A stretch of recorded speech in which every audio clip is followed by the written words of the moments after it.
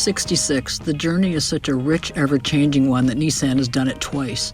I was there 5 years ago and we completed it again at the end of 19. It's ostensibly about doing some long testing of 3 of their cars, the Kicks, the Murano, and the Altima, but it's about far more than that. It's about discovering a road that long dominated a huge swath of the United States.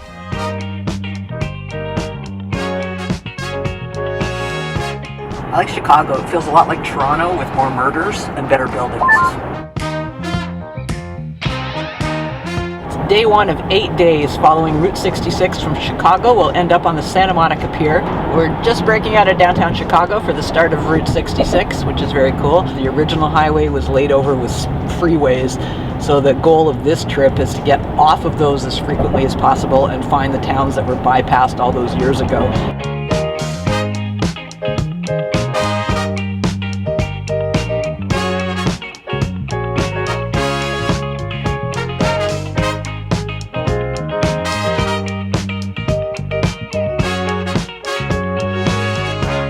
We are still in Illinois. We're about mile 350, kilometer 350.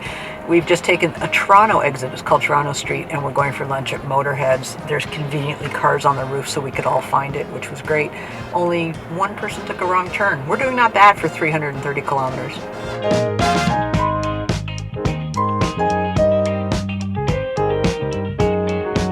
One of the nice things about this trip is we've got a lot of time behind the wheel of the Kicks, the Murano, and the Altima. 3 different levels of vehicles, 3 different segments for Nissan. The Murano that we're in now, lots of room to stash everything in. It's a really good opportunity to spend a lot of wheel time in 3 very different vehicles, all from the same manufacturer.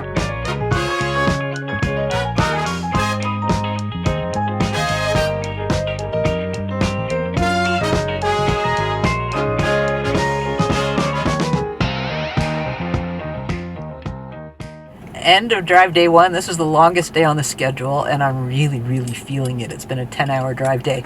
Also, gonna have some new tips about driving into dark and after dark. It feels like midnight. It's only 6:30.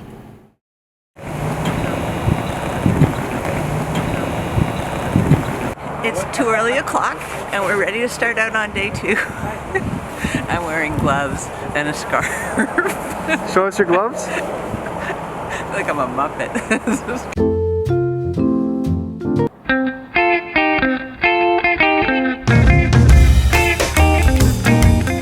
Day 2, Route 66 with Nissan on their fabulous Route 66 cross-country road trip. We are in the Kicks today, getting our kicks on Route 66. We're just getting started, but we're going to find out what it's like to do a trip this caliber in a car of this size.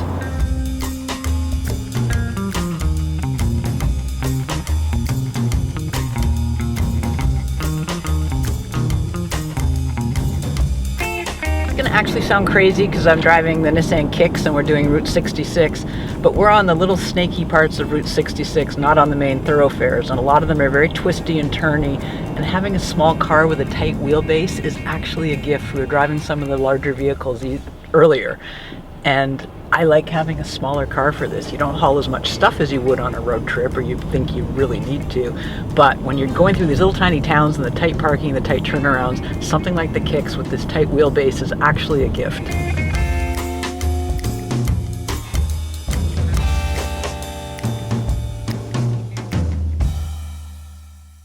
We are in Tulsa, Oklahoma. We got in very late last night, so we're doing a recap now. We stopped at the very cool Route 66 car museum where they own everything, Batmobile, all kinds of cool stuff.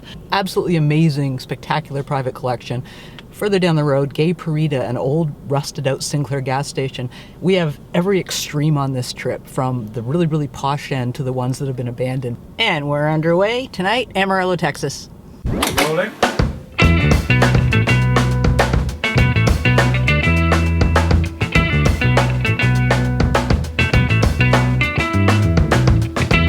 In Chandler, Oklahoma, at the home of Jerry McClanahan, who literally wrote the book on how to do Route 66. He was the one who instructed our tour guide on this trip. Behind me in this little weird house is full of his artwork, photos, memorabilia from this thing. He's been doing it for 40 years now, and I just heard him say a lot of it was because as a kid on road trips, his father refused to stop. So if you don't want your kid to turn out this way, pull the car over and let them see what it is they want to see.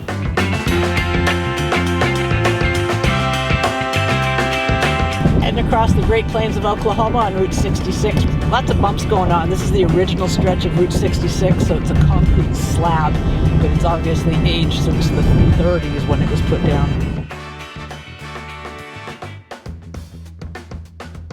We're in Clinton, Oklahoma, and we're right at the Route 66 Museum, which is full of really cool stuff, as most of these are. But there's a better rumor here in Clinton. The Trade Winds Motel behind me, Elvis stayed here one night, apparently signed a whole pile of autographs, even though he was trying to be incognito. Signed them all, never came back to Clinton after that because his cover was blown. We did ask if it was Fat Elvis or Skinny Elvis.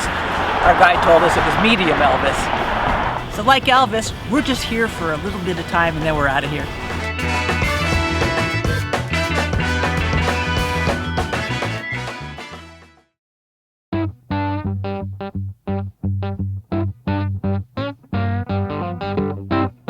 Just woken up in spectacular Amarillo, Texas. We got in really late last night again. This seems to be an ongoing theme with us. We are heading to Albuquerque today. It's a great day. We're heading into the desert. Spirits are high. The temperature's going up. We'll keep you informed as we go along this route, but I think it's going to be a great day. Just about to leave Amarillo, but we stopped at the I Am Route 66 Gallery, which is opening tomorrow. Today was its soft opening just for us. 8 a.m. live band. Jim Livingston, spectacular photographer, capturing so many sights that we've seen along the way already. And of course I had to get one because you got to take a little bit of Route 66 home with you.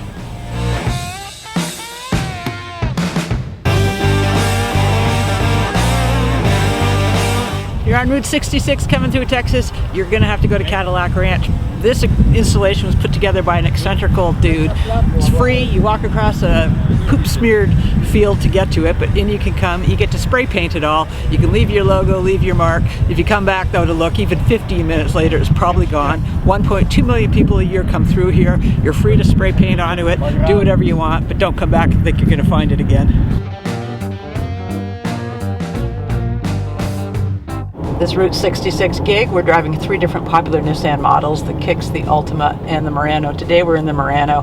I gotta admit I like it. Longer wheelbase, higher up. Nissan's perfected this SUV. No complaints about the CVT. It runs really, really well and it's beautiful. We're doing a lot of miles and a lot of them are flat. We're in Texas right now. Higher up, we've got a lot of stuff with us, which is great. Easy access to get in and out. It's a very, very smooth riding vehicle. We start out, it's very, very cold in the morning, so you want seat heaters going, windshield, everything needs to be warmed up. And then by noon, of course, jackets are off because the weather just is going all over the place. But for a car like this, for a trip like this, it's heaven. I got to admit, it's a very comfortable vehicle.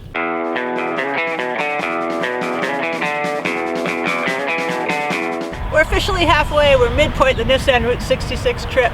The only sacrifice has been a few windshield chips, but you know what? We're halfway.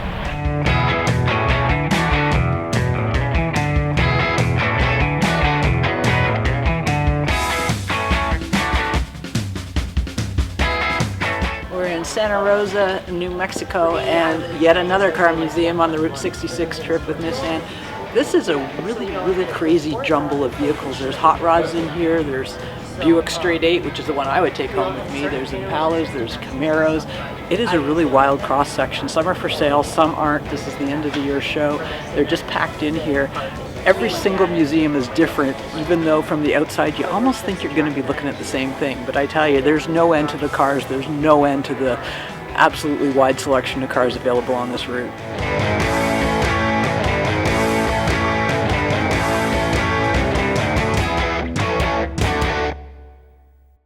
Beautiful downtown Albuquerque this morning. Yesterday we closed out the day by visiting a ghost town. Route 66 cut off so many towns. It's really a trip of what used to be there. We are in Del Rio, which is right on the border of New Mexico and Texas. People sometimes aren't sure which state it actually used to be in. Poked around the ruins in Del Rio and you feel kind of guilty because it's fascinating, but it's actually incredibly sad as well. So I think this trip teaches you a lot about history, a lot about politics, and of course a lot about the way people travel and the way we live today. Today we're in the Altima, the all-wheel drive car. Maybe not going to be put to the test here in the desert, but in Canada, definitely something you want to consider. We leave Albuquerque shortly and we'll be in Flagstaff, Arizona tonight.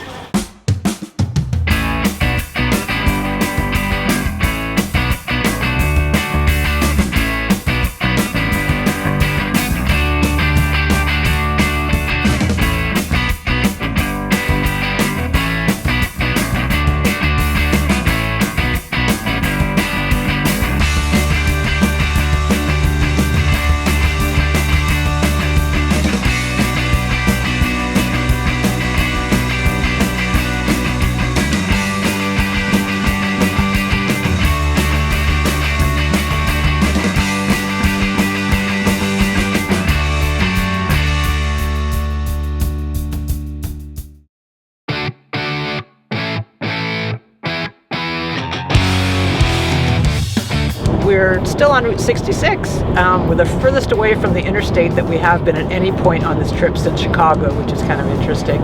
We left the Grand Canyon a few hours back. We're on our way into Kingman, and we'll stay at Needles, California tonight. There'll be a stop at Oatman, which is very cool. Hopefully the burros will be out in the street. We'll check back in soon.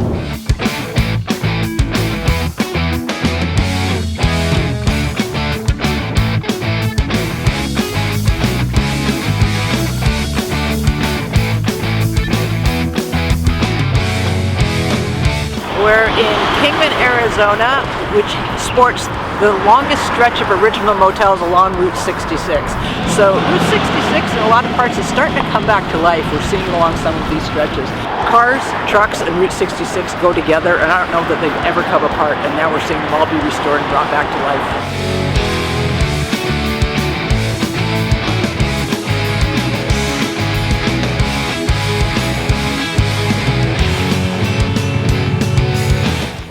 Oatman, Arizona. It's about 600 kilometers out of LA. This is one of the coolest little towns on the entire trip. We've just come through the craziest, squirreliest driving coming up and over a mountain range. As you can see, burros wander freely down the street. Don't miss this if you're coming on Route 66. It's definitely one of the highlights. Behind me, in the town of Oatman, is probably the most famous building on this street, the Oatman Hotel. Rumor has it, in 1939, Clark Gable and Carole Lombard honeymooned here in room 15. You can go in and look if you want to. The other notable thing about this, when you walk in, every single room is covered with $1 bills, stapled to the ceiling, the walls, the archways, the doors, every single square inch. Back when it was built and the original miners built this town, nobody would extend a line of credit to them because a lot of them didn't come back. So they write their name on a dollar bill, staple it to the wall, and say, when I come back, that's for my beer. Some came back, some didn't, but the tradition has continued, and yeah, I just stapled the dollar bill up.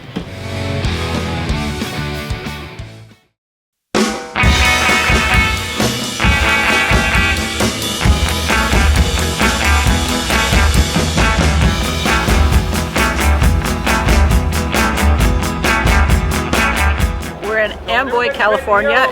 We're on our way to Barstow, actually. Kind of the same story we're seeing all the way along Route 66. There used to be an awful lot more buildings here now. There's still a post office.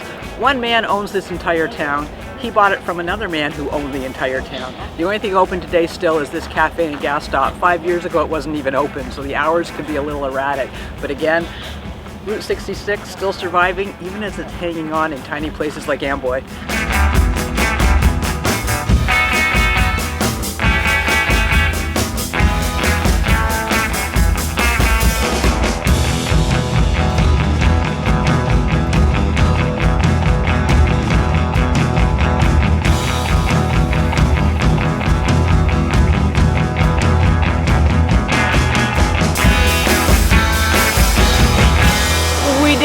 Route 66, we're at the end. Actually, we could be at the beginning. I guess it depends on where you're going to start from. We're in Santa Monica, 3,000 kilometers, 7 days, 7 states. I kind of wondered why I wanted to do this, and then I realized when I said I was going to do this, everyone I know says, oh, that's my dream trip, that's the thing on my bucket list, and you kind of ask yourself why, because Route 66 stopped being what we imagined Route 66 to be a long time ago. Start this trip believing you're celebrating what once was. You're celebrating the old. What I've come to understand is we're actually looking forward to the future. There's been so many incarnations of this road, and maybe part of the mystery of it and part of the romance is that so many successive pieces of roadway share one number. You don't see that a lot across a lot of countries. That is join these communities together in history, it's joined them politically, and now it's starting to join them in a future, which honestly, I came through here 5 years ago and I wasn't so certain of that. A lot's changed in even 5 years, and so put it back on the bucket list, put it back if it's something you want to do. It's not for everybody, it's not as romantic as people think. It takes a lot of effort and a lot of time, but the best way to do it is slowly and come along and see what people are doing and see the diehards who are hanging on to the images that we thought were long gone. A lot of this is coming back, and maybe in 5 years from now I'll come back and check it out again. For Driving.ca, I'm Lorraine Sommerfeld. This has been Nissan's Route 66.